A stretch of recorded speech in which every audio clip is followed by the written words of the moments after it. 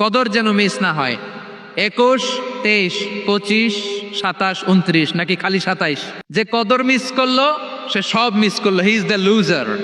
আচ্ছা বলেন, এই বরকতের মাসে আমরা কি লুজার হতে চাই না গেইনার হতে চাই? ইন্না আনজালনাহু ফি লাইলাতিল কদরি ওয়া মা আদরাকা মা লাইলাতুল কদর লাইলাতুল কদরি খায়রুম মিন আলফি শাহর। পড়েন আল্লাহু আকবার। লাইলাতুল কদরি খায়রুম মিন আলফি শাহর, 1000 মাসের চেয়েও সেরা। 1000 মাসে হয় 83 বছর 4 মাস। 83 বছর 4 মাস টানা ইবাদত করলে যেই সওয়াব, কদরের রাতে ইবাদত করলে অতটুকু সওয়াব আপনি পাবেন, আল্লাহ সেটা বলে নাই। আল্লাহ বলে তার চাইতে বেশি সওয়াব দিয়ে আপনার আমলনামা ভরে দিবে কে? কদর যেন মিস না হয়। 21, 23, 25, 27, 29 নাকি খালি 27?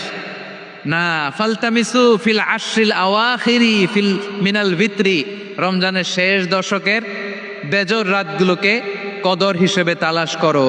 আল্লাহর হাবিব সাল্লাল্লাহু আলাইহি ওয়াসাল্লাম শেষ 10 দিন টানা ইবাদত করতেন, টানা ইবাদত। ইদা জাআল আশরু আহিয়াল লাইলা আইকাযা আহলা ওয়া জাদ্দা ওয়া শাদ্দাল মিজার, সারা রাত জেগে ইবাদতের নজির নবীজির নাই, শুধু রমজানের শেষ দশক ছাড়া। সুবহানাল্লাহ বলেন।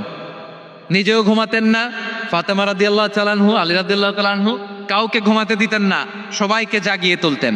আমরা সারা রাত জেগে ইবাদত করব, রাজি আছেন তো?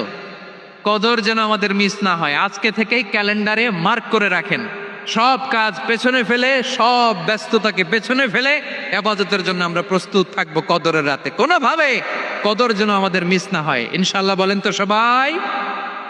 6 নম্বরে পারলে ইতিকাফ করবেন। আল্লাহর হাবিব সাল্লাল্লাহু আলাইহি ওয়াসাল্লাম প্রতি বছর 10 দিন ইতিকাফ করতেন। যে বছর ইন্তেকাল করবেন সে বছর 20 দিন ইতিকাফ করেছেন।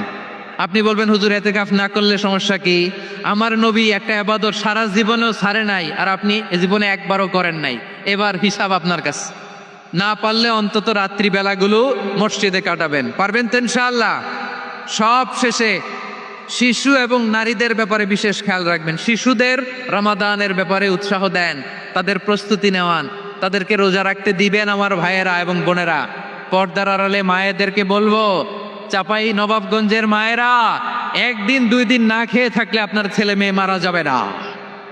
ওদেরকে উৎসাহিত করেন, ওদের ছোট্ট যারা রাখতে দেন, বলেন যে বাবা সকাল থেকে দুপুর পর্যন্ত না খেয়ে থাকলে তোমার অর্ধেক রোজা, এরকম 2 দিন অর্ধেক মিলে তোমার 1 রোজা। এরকম আমি কত রোজা রাখছি ছোটবেলায়, কোনো হিসাবই নাই।